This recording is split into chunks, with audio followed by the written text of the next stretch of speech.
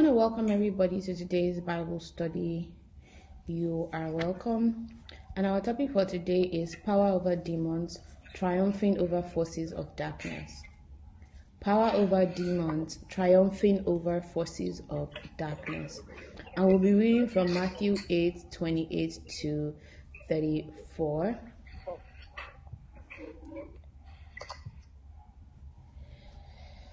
All right, I take our reading.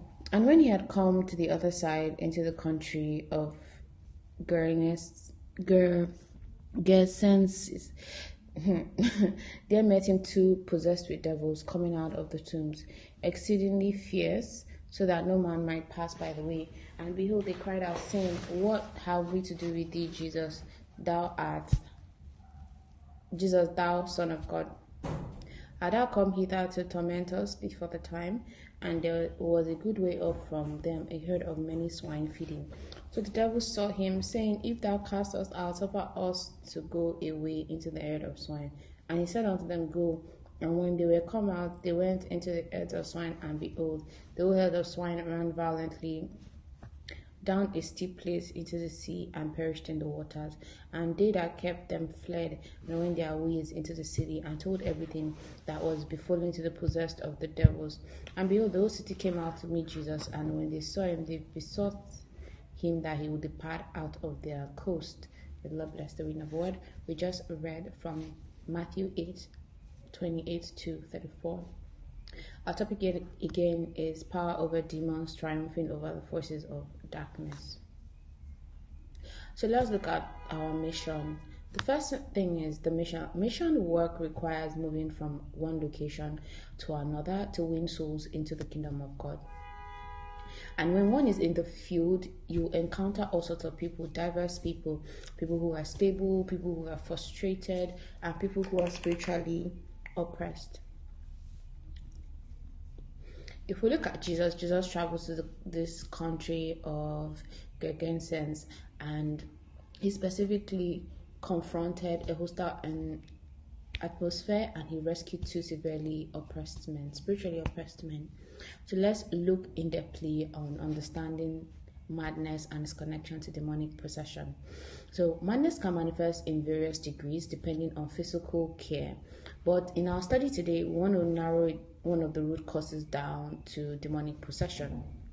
And when we look at madness and demonic possession, is a state where an individual loses their mental awareness, their self-control, and behavioral coordination due to external spiritual forces. And certain demonic possessions, they manifest as extreme violence, maybe isolation, living in tombs, and also terrorizing the community. So what are the steps to deliverance from oppression, especially spiritual oppression? Number one is you need to acknowledge the authority of Christ. Number one, you acknowledge the authority of Christ. That is, you recognize that human strength cannot break spiritual chains, and deliverance belongs to God alone. It's a very key shift where it's more of shifting the reliance more onto God than on oneself. Next thing is you should stand on God's promises for rescue, crying out to God in prayer during times of trouble. As the psalmist says in Psalm 46 verse 1, God is our refuge and strength, a very present help in trouble.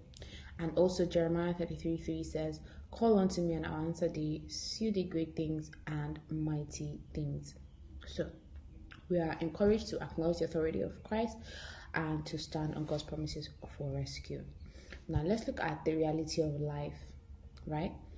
The reality of life is that demons fear God. So demons master the art of projecting their fear onto humans, yet they live in terror of God's judgment. The irony. They recognize Jesus Christ and instantly fear the final moment awaiting them at the return of Christ. And you see that in Matthew 8:29. What have we to do with thee, Jesus, thou Son of God? Art thou come to torment us before the time? So it's a very key thing, and that's why I always encourage everybody to alchemize fear into faith. Always stay rooted in faith in God, and don't let fear thrive. because it can be very accommodating mental and emotional state for dark forces. So, facts about demons and possession. Let's look at a few. Number one, they are disembodied spirits. That is, they don't die, and actively they are searching for physical vessels to occupy. Understanding these facts helps you know how to craft your prayer points.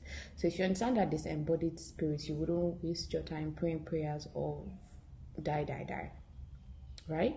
Number two, they torment their host. They control physical bodies to cause self-destruction and strike fear into observers.